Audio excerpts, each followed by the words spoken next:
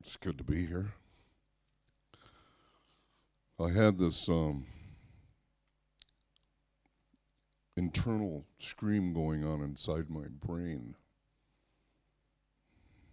for many years. And I'd like to share it with you. I'd like to share the scream that was going on inside my head.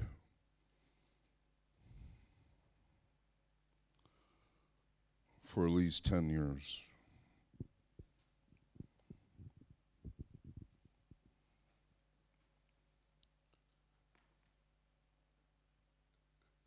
Please just love and accept me for who I am.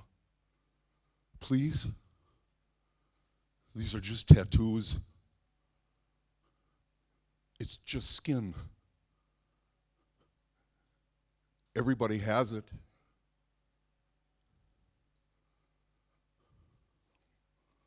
You don't need to get them to accept me.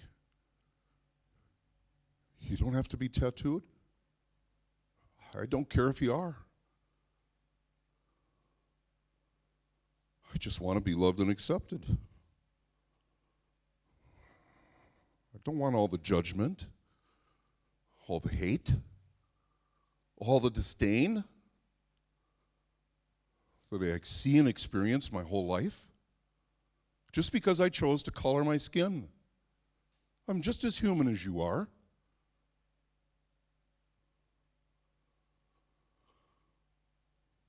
That's what was going on in my head for many years. And sometimes that happens when I walk down the streets and the sidewalks around the world. I can see the looks on people's faces. Why did he do that to himself? And I think, and they shake their heads in disgust a lot of times, even today. But the truth be known today,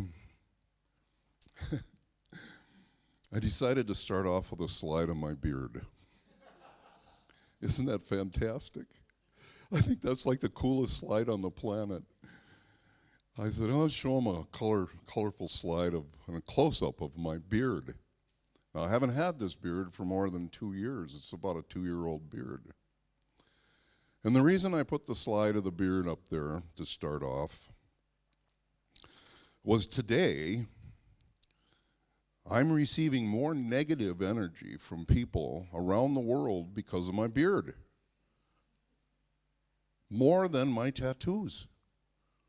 Isn't that amazing? So I don't know what it is about my beard, so I figured I'm going to keep growing this thing and see how long I can grow it, to see how many more people I can irritate. That's kind of my new mission lately, is to irritate them. My name is the Scary Guy, as Amy mentioned earlier. It is my real name, but it's not really a name, because the word "the" is in my name. It's a title. The Scary Guy, the Duke of Windsor, the King of England. When you put "the" in front of it, it becomes a title. So most of my friends and you people, you can all call me Scary. That's what my wife calls me, Scary. Every morning she sees me, I get out of bed and says, hey, you're Scary. Nice to see you, Scary Guy. I changed my name legally in a court of law 20 years ago. Now, why would I change my name to the Scary Guy? Because over 20 years ago, I had 3 tattoo shops. I owned 3 tattoo shops, and I had 10 artists working for me in Tucson, Arizona. Well, that kind of makes some sense, doesn't it? I was a happy tattoo artist. I rode my Harley Davidson to work every day. I went to work at 11 o'clock in the morning, turned my rock and roll up as loud as I could. I had a snow-capped mountain out the front window of my tattoo shop with a palm tree. And if you walked in my shop and you didn't like or laugh at my jokes, I would tell you where the sun didn't shine. I made about $250,000 a year. So I was a pretty happy kind of guy. That's what I thought I would do the rest of my life. Until one day, someone I don't know, and I never met to this day, in a competitive tattoo business in Tucson, he ran a full-page ad in the newspaper. And he said, "Are you tired of dealing with scary guys with war paint facial tattoos?"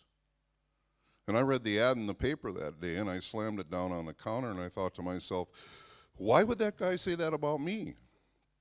I'm a good guy. But I slammed the paper down on the table, and the first thought that came to my mind was, what am I going to do to get him back? You know, revenge. I thought, well, I'll jump in my hot rod Lincoln, find out where that guy lives, go to his house, and run over his dog. A flat dog ought to get him back, don't you think? And I thought, no. But this is where my life changed.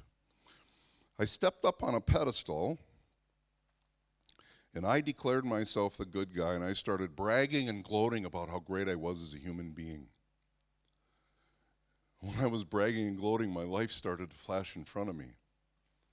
And that's when I realized who I really was as a human being.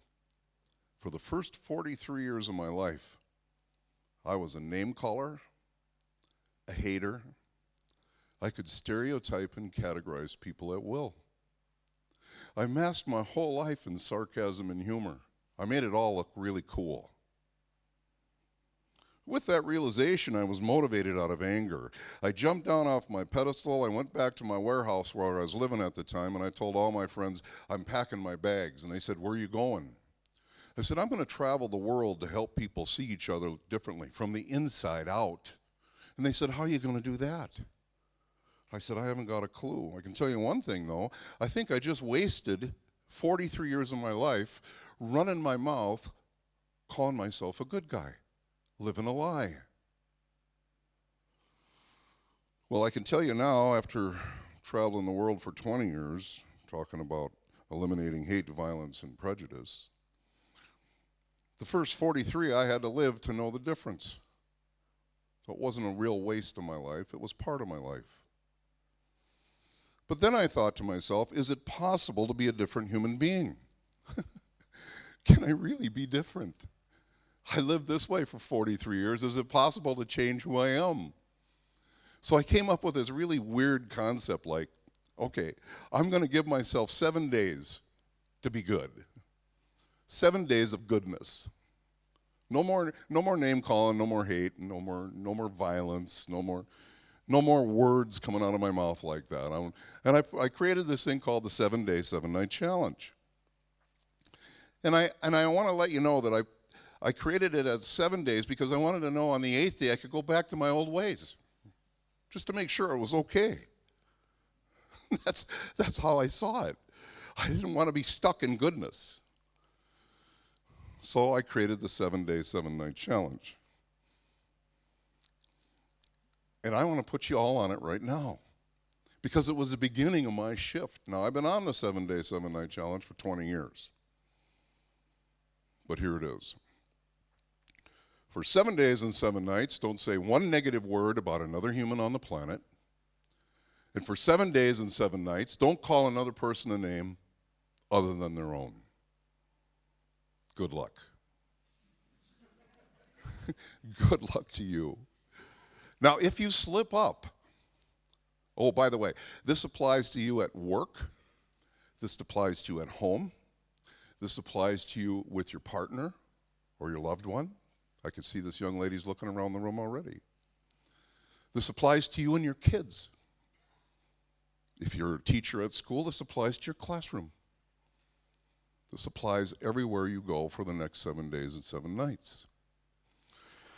Now, most of this negative behavior and negative energy in my research I found happen between people that know one another or live with one another, or associating with one another. Rarely do you see a total stranger walk down the sidewalk or the pathway yelling out obscenities at people. You just don't see that. If you do, then the police get called. So somehow along the way, as human beings, we've decided it's okay to verbally assault people we know or are acquainted with. Isn't that something? So if you slip up on day 3 and you say something derogatory or sarcastic, or you're in the pub, gentlemen, and you call it banter. Yep, and you do some of this negative stuff, you're going to hear it loud and clear. And I want you to look right into the eyes of the person that you might have said something negative to or about, even if you think it's funny. And I want you to say, I'm sorry I said that. You don't make any excuses. Don't blame anybody. You get on with your life. Now, you didn't fail. No. But you got to start over on day one. I want 7 in a row. Now, I have people that started the 7-day, 7-night challenge 8 years ago. And they're still on it because they can't get 7 days in a row. On the 8th day, I want you to know that you can go back to your old behavior, but something's going to happen. I'm not going to tell you what it is. You can let me know what you discover about yourself. And I'm on the challenge for 20 years now, but I can tell you right now, I still have some of those really rotten thoughts. They're still right here. Yep. They come to the surface every now and then. I see someone that looks a little different like me. I'm different, but I don't see myself like that. I see myself in my own skin. It's okay. That's what I see. But then I see this young lady here, and she's got a thing over her hair, and oh yeah, that's right. Maybe she's Muslim, and I see a bunch of Muslims coming down the street, or I see maybe this Christian group over here, or maybe this different color people on that side, and I still have some of the same thoughts in my mind. Remember now, I was conditioned for 43 years to believe all this stuff. Anything different than me wasn't okay. That's how I lived. So sometimes those thoughts come to my mind.